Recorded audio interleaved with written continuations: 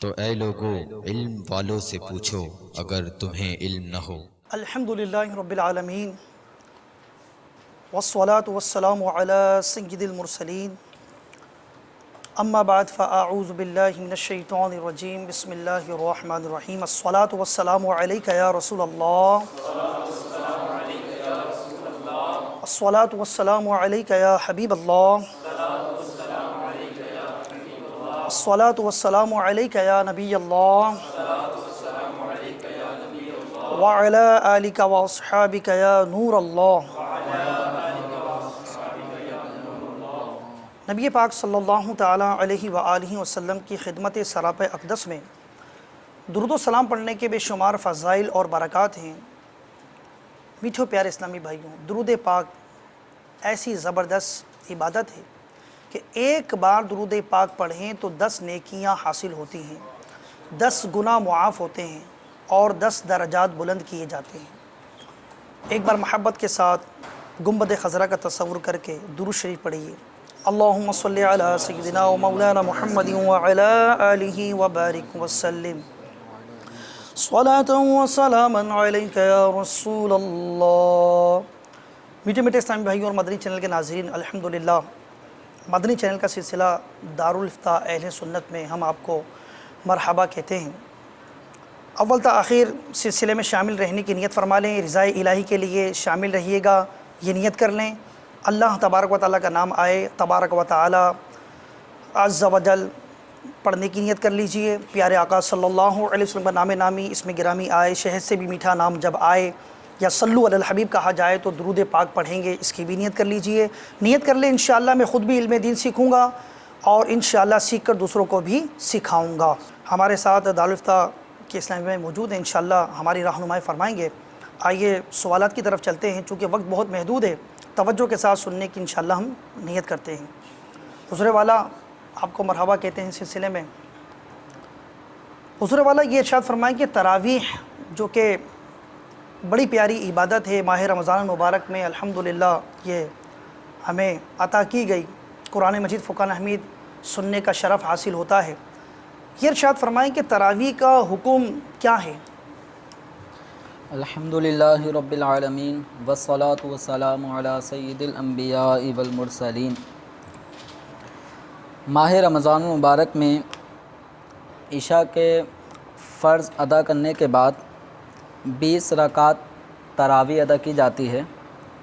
تراویح مرد اور عورت سب کے لیے بالاجماع سنت مؤکدہ ہے، اس کا ترک جائز نہیں ہے، اور اس پر خلفائے راشدین یعنی صدیق اکبر رضی اللہ تعالیٰ عنہ، حضرت عمر فاروق رضی اللہ عنہ، حضرت عثمان غنی، حضرت علی کرم اللہ تعالیٰ وجہہ الکریم نے ہمیشگی اختیار فرمائی، اور نبی کریم صلی اللہ تعالیٰ علیہ وسلم کا فرمان عالی شان ہے، علیکم بسنتی و سنت الخلفاء الراشدین، کہ میری سنت اور سنت خلفاء راشدین کو اپنے اوپر لازم سمجھو۔ نبی کریم صلی اللہ تعالیٰ علیہ وآلہ وسلم نے بھی کچھ دنوں تک تراویح کی نماز با جماعت ادا فرمائی، پھر آپ صلی اللہ تعالیٰ علیہ وسلم نے اس کی جماعت کو اس خدشے کے پیش نظر چھوڑ دیا کہ کہیں میری امت پہ فرض نہ ہو جائے، یعنی جماعت سے پڑھنا۔ جماعت سے پڑھنا۔ لیکن صحابہ کرام علیہم رضوان نے اس کا باقاعدہ اہتمام کیا۔ نبی کریم صلی اللہ تعالیٰ علیہ وسلم کے دور میں بھی یہ تراویح صحابہ پڑھتے رہے، صدیق اکبر رضی اللہ تعالیٰ عنہ کے دور میں بھی تراویح پڑھتے رہے، تو کچھ یہ تنہا پڑھا کرتے تھے، اور کچھ صحابہ اس طرح جماعت کے ایک امام بن جاتے اور بقیہ ان کے پیچھے اقتداء کرتے، اس طرح تراویح ادا کرنے کا معمول رہا۔ لیکن جب حضرت سیدنا عمر فاروق رضی اللہ تعالیٰ عنہ نے دیکھا کہ اس طرح کچھ مختلف امام کے پیچھے نماز پڑھ رہے ہیں، کوئی اکیلا پڑھ رہا ہے، تو فرمایا کہ میں مناسب جانتا ہوں کہ ان سب کو ایک امام کے پیچھے جمع کر دوں، اجتماعیت قائم ہو جائے، اجتماعیت قائم رہے۔ تو حضرت سیدنا عمر فاروق رضی اللہ تعالیٰ عنہ نے اس کے لیے کیا کہ حضرت سیدنا ابی بن کعب رضی اللہ تعالیٰ عنہ ان کو امام بنایا اور کہا کہ میں چاہتا ہوں کہ آپ لوگوں کو نماز پڑھائیں۔ تو چنانچہ حضرت ابی بن کعب رضی اللہ تعالیٰ عنہ امامت فرماتے تراویح کی، حضرت سیدنا عمر فاروق رضی اللہ تعالیٰ عنہ عشاء کے فرض امامت فرماتے، اور تراوی حضرت ابی بن کعب رضی اللہ تعالی عنہ ادا کرتے، ان کی ابتدا میں بے شمار صحابہ یہ تراوی کی نماز ادا کرتے، اور وتر پھر حضرت عمر رضی اللہ تعالی عنہ پڑھاتے. تو یعنی عشاء کے فرض اور وتر ان کی جماعت حضرت عمر فاروق رضی اللہ تعالیٰ عنہ کرواتے تھے، اور تراوی کی نماز حضرت ابی بن کعب رضی اللہ تعالیٰ عنہ فرماتے. تو جب یہ نماز کا سلسلہ ہونے لگا اور ایک امام کے پیچھے جب سارے مقتدی حضرات تراوی کی نماز جماعت سے پڑھنے لگے، تو حضرت سیدنا عمر فاروق رضی اللہ تعالیٰ عنہ نے یہ منظر دیکھتے ہوئے فرمایا کہ نعمت البدعۃ ھذہ، یعنی یہ کتنی اچھی بدعت ہے، کتنا اچھا طریقہ ہے کہ سب ایک امام کے پیچھے تراویح پڑھ رہے ہیں. چنانچہ چونکہ نبی کریم صلی اللہ تعالیٰ علیہ وسلم کا فرمان عالی شان ہے کہ میری سنت اور خلفائے راشدین کی سنت کو مضبوطی سے تھام لو. تو اس حدیث مبارکہ کے پیش نظر اب علماء امت نے تراویح کی جماعت کے سنت مؤکدہ ہونے کا قول فرمایا. عورتیں بھی تراویح پڑھیں گی، ان کے لیے بھی تراویح پڑھنا سنت مؤکدہ ہے، لیکن وہ اکیلے ادا کریں گی. اچھا حضور والا، یہاں پر میں یہ چاہوں گا کہ مدنی چینل کے ناظرین جو ہیں وہ وضاحت ہو جائے، یعنی 20 رکعت پڑھنا وہ مرد عورت ہر ایک کے لیے سنت مؤکدہ ہے، اور اسے جماعت سے پڑھنا یہ ایک الگ بات ہے، اور اسے 20 رکعت رمضان کی ہر رات میں پڑھنا یہ سنت مؤکدہ ہے. یعنی تراویح پڑھنا سنت مؤکدہ ہے مردوں کے لیے بھی اور عورتوں کے لیے بھی. ٹھیک ہے، یہ ایک الگ سنت ہے. ایک الگ سنت ہے. ٹھیک ہے، جزاک اللہ. اسی تراویح کو جماعت کے ساتھ پڑھنا یہ مردوں کے لیے ایک دوسری سنت یہ ہے کہ جماعت سے پڑھیں. ٹھیک ہے، تو مردوں کے لیے سنت جماعت سے پڑھنا ہے، لیکن اس میں یہ ہے کہ مسجد کے اندر جماعت کے ساتھ نماز پڑھنا یہ سنت مؤکدہ علی الکفایہ ہے. جزاک اللہ. کہ اگر مسجد میں جماعت کے ساتھ نماز پڑھ لی گئی تو اب بقیہ لوگوں نے اگر تنہا بھی پڑھ لی تو کوئی مذائقہ نہیں، اور اگر کسی نے بھی جماعت کے ساتھ مسجد میں تراویح کی نماز یعنی نہیں پڑھی، مسجد میں جماعت قائم ہی نہ ہوئی، عشاء پڑھ کے سب گھر چلے گئے، سب اپنے گھروں پہ چلے گئے اور اپنی اپنی نماز پڑھ رہے ہیں، یا مسجد میں ہی الگ الگ ہر ایک تراویح پڑھ منتشر ہو کے رہا پڑھ رہے ہے، ہیں. تو یہ سنت مؤکدہ کا ترک ہوگا. ٹھیک ہے، تو مسجد میں تراویح کی جماعت یہ سنت مؤکدہ علی الکفایہ کہ جماعت ہو جائے گی تو بقیہ لوگوں سے اس کا جماعت کی تاکید اٹھ گئی. لیکن اگر کسی نے بھی جماعت نہیں کی تو پھر اس صورت میں سب گناہ گار ہوں گے. جزاک اللہ. الحمدللہ ہمیں یہ تراویح کا حکم الحمدللہ ہمیں تفصیل کے ساتھ معلوم ہوا. تو میٹھے اسلامی بھائیوں، ہمیں واضح طور پر یہ پتہ چل گیا کہ 20 رکعتیں جب تک رمضان کی راتیں ہیں، یعنی 29 کا رمضان ہوتا ہے یا 30 کا ہوتا ہے، تو ہر شب میں تراویح کی 20 رکعت پڑھنا سنت مؤکدہ ہے، خواہ وہ اسلامی بہنیں ہوں خواہ وہ اسلامی بھائی ہوں. ہاں، مسجد میں جماعت کے ساتھ پڑھنا یہ سنت مؤکدہ علی الکفایہ ہے. حضور والا، ایک یہاں پر عوام میں مطلب یہ سوچ ہے، سننے کو ملتا ہے کہ بعض یہ کہتے ہیں سنت ہے، پڑھیں تو بہت اچھی بات ہے، ثواب کا کام ہے، اور نہ پڑھیں تو کوئی گناہ کی بات نہیں ہے. تو اس بارے میں آپ کیا رہنمائی فرمائیں گے؟ تراویح کا پڑھنا یہ سنت مؤکدہ ہے. اب اس بارے میں یہ ذہن بنا لینا کہ جو پڑھ رہے ہیں وہ پڑھ رہے ہیں، اگر ہم نے چھوڑ دیا تو کیا مذائقہ. تو یاد رکھیے سنت مؤکدہ کا ترک یہ برا ہے، اور اس کی عادت بنا لینا گناہ ہے. تو تراویح جو باقاعدہ نہیں پڑھتے تو وہ گناہ گار بھی ہوتے ہیں. تو تراویح پڑھنی ہے، اور ہمارے یہاں پہ معاشرے میں دیکھا جاتا ہے کہ 6 روزہ 5 روزہ 10 روزہ تراویح پڑھنے کا سلسلہ ہے. اس کے بعد لوگوں نے اپنا یہ ذہن بنا لیا ہے کہ ہم نے تراویح ادا کر لی، قرآن پاک جو سننا تھا پورا سن لیا، تو اب تراویح نہیں پڑھنی. ایسا نہیں ہے. تراویح پڑھنا الگ سنت مؤکدہ ہے، اور تراویح میں ختم قرآن ہونا یہ ایک الگ سنت ہے. سبحان اللہ. تو آپ نے ایک سنت تو ادا کر لی کہ پورا قرآن سن لیا، لیکن دوسری سنت کہ پوری تراویح ماہ رمضان میں ادا کرنا یہ ایک الگ سنت ہے، یہ آپ پڑھیں گے تبھی ادا ہوگی. اسی طرح 27 روزہ بھی عام طور پہ مساجد میں ختم قرآن کا سلسلہ ہوتا ہے تراویح میں. تو 28ویں شب میں 29ویں شب میں، اور اگر 30واں روزہ بھی نصیب ہو تو 30ویں شب میں بھی تراویح پڑھنے کا یہی حکم ہے. یہ نہیں ہے کہ 27ویں روزے کو ہم نے ختم قرآن کر لیا تو اب تراویح نہیں پڑھی جائے گی. دیکھا یہ جاتا ہے کہ ختم قرآن کے بعد مساجد میں نمازوں کی تعداد کم ہو جاتی ہے. تو ایسا نہیں ہونا چاہیے. مردوں کو باقاعدہ جب تک رمضان کی راتیں ہیں ان تمام راتوں میں تراویح ادا کرنی ہے۔ آئیے کال کی طرف بڑھتے ہیں۔ صلو علی الحبیب صلی اللہ تعالی علی محمد صلی اللہ تعالی علیہ وآلہ وسلم۔ السلام علیکم ورحمۃ اللہ وبرکاتہ۔ وعلیکم السلام ورحمۃ اللہ وبرکاتہ۔ حضور میرا سوال یہ ہے کہ اگر تراویح کی کچھ رکعتیں ہم سے نکل جائیں، ہم بعد میں آئیں، تو کیا ہم تراویح نماز پڑھیں یا وہ جو نماز فرض نکل گئی وہ پڑھیں، اور جو رکعتیں ہمیں ملی ہیں اور جو رہ گئی ہیں وہ پڑھیں؟ اس کی برائے کرم تفصیل سے ہماری رہنمائی فرمائیں، جزاک اللہ خیرہ۔ السلام علیکم ورحمۃ اللہ وبرکاتہ۔ وعلیکم السلام ورحمۃ وعلیکم السلام ورحمۃ اللہ وبرکاتہ۔ سید مظہر علی ابتاری راولپنڈی شہر سے عرض کر رہا ہوں۔ حضور میرا سوال یہ ہے کہ کیا خون نکلنے سے روزہ ٹوٹ جاتا ہے، یا ٹیسٹ کے لیے اتنا خون دیا جائے، یا بعد اب ہم مریضوں کو بوتل خون کی دینی پڑ جاتی ہے، تو اس کے اگر وہ ایک بوتل خون دیں تو اس سے روزہ ٹوٹ جائے گا، یا ایکسیڈنٹ میں خون نکلا ہے تو کتنا خون بہ جائے تو اس سے روزہ ٹوٹ جاتا ہے؟ جزاک اللہ خیر۔ جزاکم اللہ خیرہ۔ بڑے دلچسپ سوال ہیں، اور یہ واقعی اس کا جو ہے معاملہ، پہلا جو سوال تھا اس میں بھی یہ کافی لوگوں کا ابتلا ہے۔ دوسرے والا انہوں نے یہ پوچھا ہے کہ رکعت نکل گئی، اب چونکہ اس کی دو صورت بن سکتی ہیں، ایک تو یہ رکعتیں نکل گئیں، چونکہ دو رکعت کر کے نماز تراویح ادا کی جاتی ہے، تو دو رکعتیں کر کے نکل گئیں، یا جماعت چل رہی ہے ایک رکعت نکل گئی، تو اس کے بارے میں ارشاد فرمائیں۔ اور اسی سے ملتا جلتا اور اسی سے تعلق ہے کہ فرض جماعت سے رہ گئے ہیں، تو اب چونکہ فرض جماعت سے رہ گئے، جماعت ہی نکل گئی، فرض نہیں پڑھے، تو تراویح میں پہلے شامل ہوں یا پہلے فرض پڑھ لیں؟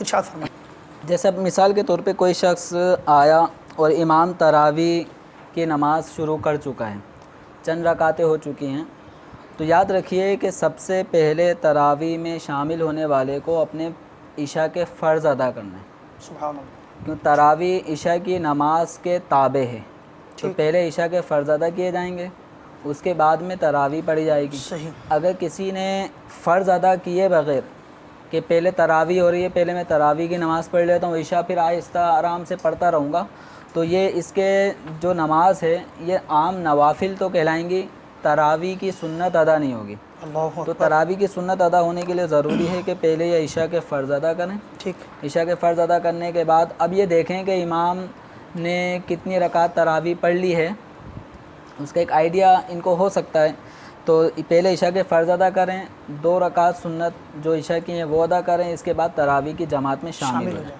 اب نماز جب جماعت کے ساتھ پڑھی جا رہی ہوگی تو ایک کاؤنٹنگ ان کے ذہن میں آ جائے گی کہ 12 رکعتیں ان کو ملیں، 8 رکعتیں مس ہو گئیں، تو اب ان کو یہ چاہیے کہ اب یہ چاہیں تو امام کے ساتھ وطر پڑھنا چاہیں تو پڑھ سکتے ہیں، ورنہ در مختار میں یہ ہے کہ فرض عشاء کے جماعت سے رہ گئے تو وہ وطر تنہا پڑھے، وطر پھر اپنے الگ سے پڑھے گا، لیکن اگر جماعت سے کسی نے وطر ادا کر لیے تو گناہ نہیں ہے۔ ٹھیک۔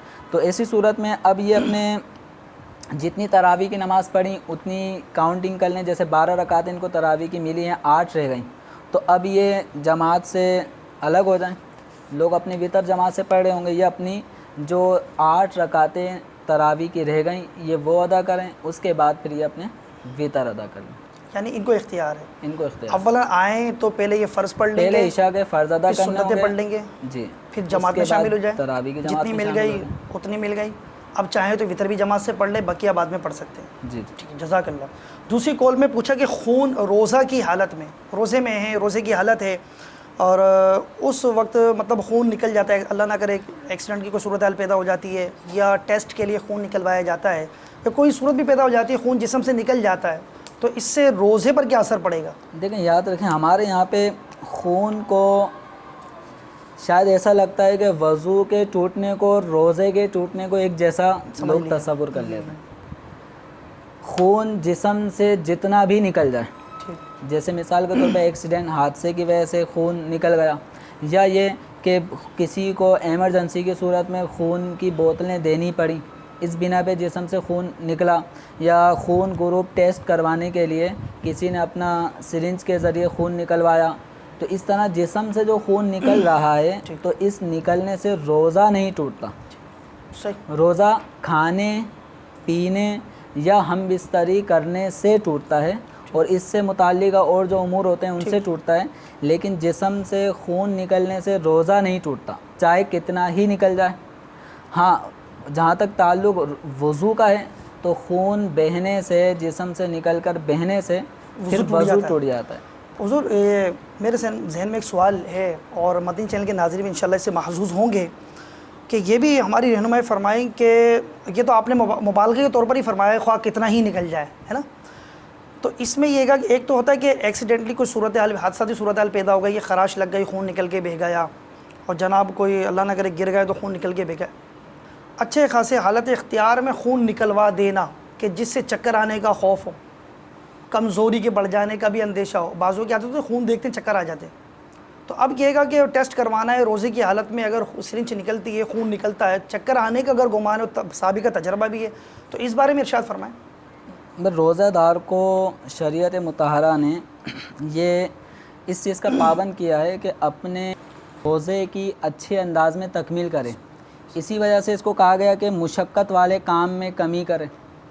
اگر کوئی روٹیاں پکاتا ہے اور اس کے اندر دھوئیں کے قریب رہتا ہے اور طبیعت اس کی بہت زیادہ خراب ہو جاتی ہے، روزہ پورا نہیں کر پائے گا، تو اس کو حکم ہے کام کم کرے، مشقت والا کام مشقت والے کام میں کچھ کمی کرے۔ ٹھیک ہے۔ ٹھیک۔ اب اسی طرح جو سرنج کے ذریعے خون نکلوانا یا کسی مریض کو خون دینے کی ضرورت پڑ گئی، اب ایسی حالت میں اس کا روزہ بھی ہے اور یہ خون دینا چاہ رہا ہے، اور لوگ بھی دے سکتے ہیں، ٹھیک، لیکن ذوق شوق میں آ کے یہ دینا چاہ رہا ہے، تو اور لوگ جب دے سکتے ہیں تو اس کو پتہ ہے کہ جب بھی میں نے خون کی بوتل دی ہے تو کمزوری اتنی ہو گئی کہ چکر آ جاتے ہیں، روزہ پورا کرنا دشوار ہو جائے گا، اب اس کو کچھ نہ کچھ کھلانا پلانا پڑ جائے گا، تو جس کو یہ اندیشہ ہو اس کو خون نہیں دینا چاہیے۔ ٹھیک، جزاک اللہ۔ آئیے کال کی طرف بڑھتے ہیں۔ صلو علی الحبیب صلی اللہ تعالی علی محمد صلی اللہ تعالی علیہ وآلہ وسلم۔ السلام علیکم ورحمۃ اللہ۔ وعلیکم السلام ورحمۃ اللہ وبرکاتہ۔ میرا نام محمد راشد عطاری ہے۔ میرا سوال یہ ہے کہ نماز تراویح کی رکعتیں کتنی ہوتی ہیں؟ برائے کرم یہ فرق بتا دیں، آپ کا بہت شکریہ، جزاک اللہ خیرہ۔ تراویح کی رکعتیں، جی، اس کے بارے میں عالم اسلام میں عمل اور احادیث کریمہ میں کیا ارشاد ہوا، اس بارے میں رہنمائی فرمائیں۔ احادیث مبارکہ میں صحابہ کرام علیہم رضوان کا 20 رکعتیں تراویح ادا کرنا یہ روایتوں میں آتا ہے، اور جمہور کا مذہب یہ ہے کہ تراویح کی 20 رکعتیں ہیں۔ احادیث مبارکہ سے بھی اسی کا ثبوت ملتا ہے۔ بیہقی شریف میں سائب بن یزید رضی اللہ تعالیٰ عنہ سے روایت ہے کہ لوگ فاروق اعظم رضی اللہ تعالیٰ عنہ کے زمانے میں 20 رکعتیں پڑھا کرتے تھے، اور حضرت سیدنا عثمان غنی اور حضرت علی کرم اللہ تعالیٰ وجہ الکریم کے عہد میں بھی اسی طرح 20 رکعتیں پڑھنے کا معمول تھا۔ اور موطا میں ہے کہ یزید بن رومان سے روایت ہے کہ حضرت عمر رضی اللہ تعالیٰ عنہ کے زمانے میں لوگ رمضان میں 23 رکعتیں ادا کرتے ہیں۔ اب وہ 23 کس طرح کہ 20 رکعتیں تراویح کی اور 3 رکعت وتر کے۔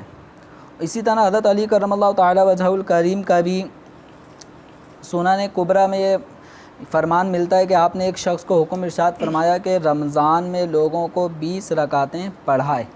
وہی مزید ہے کہ 20 رکعتیں پڑھانے میں ایک حکمت علماء نے یہ بھی بیان فرمائی ہے کہ دن رات میں اگر ہم نمازوں کو دیکھیں، جو فرائض ہیں جیسے فجر کے 2 فرض، ظہر کے 4، عصر کے 4، مغرب کے 3، عشاء کے 4 فرض اور 3 رکعت وتر، 20، تو یہ ٹوٹل 20 رکعتیں فرائض اور واجبات ہیں۔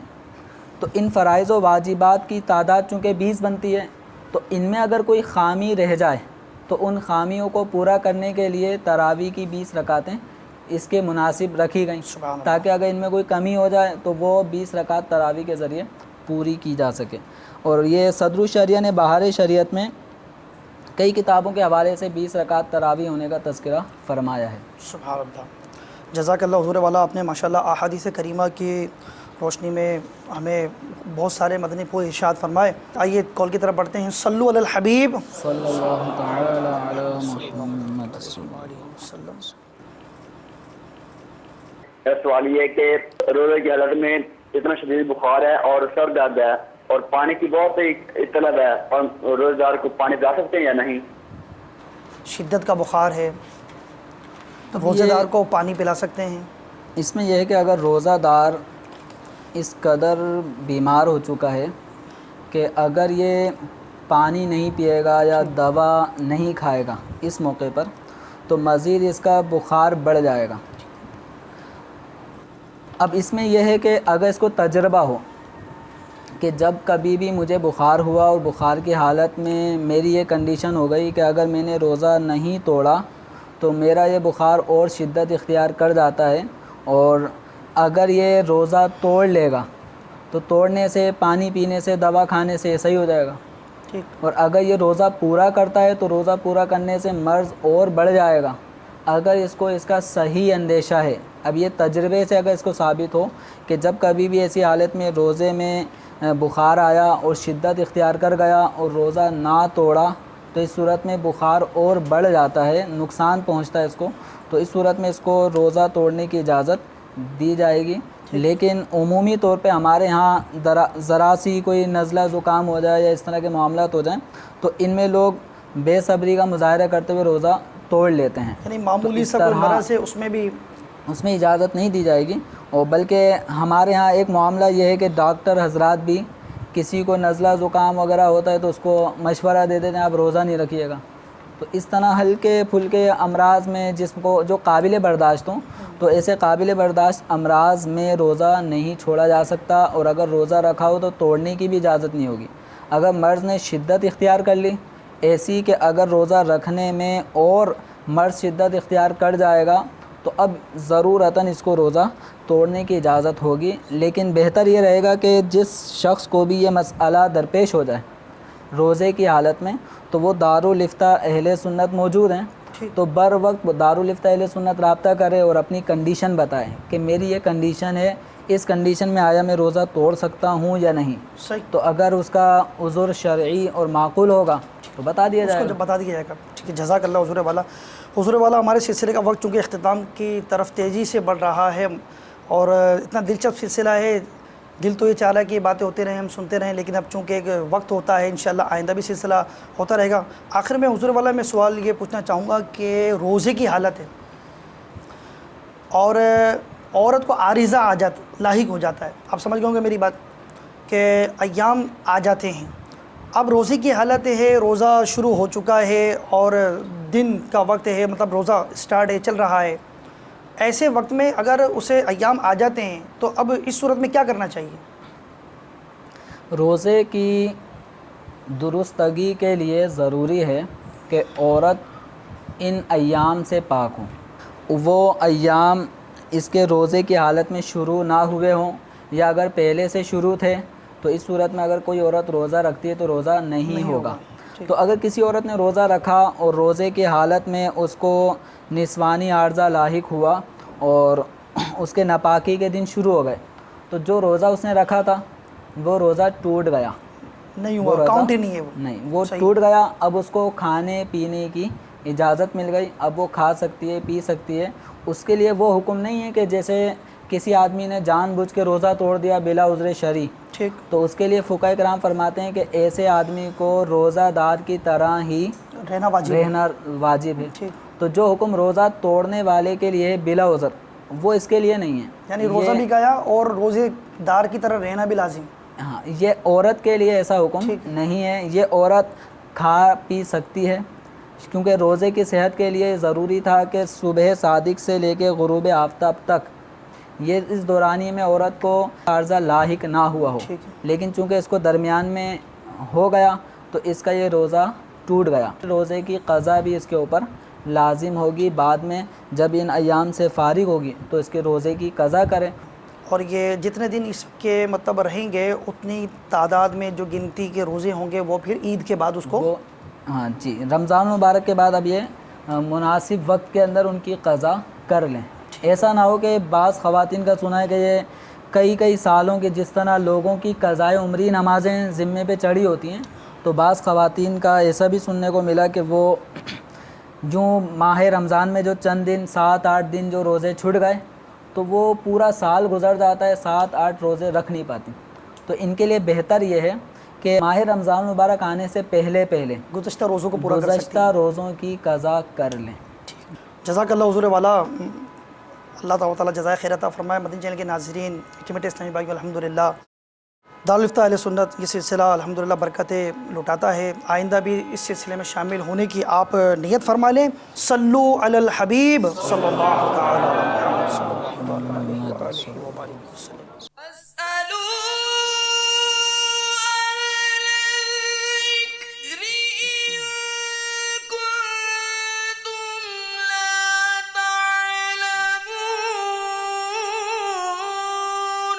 تو اے لوگو علم والوں سے پوچھو اگر تمہیں علم نہ ہو۔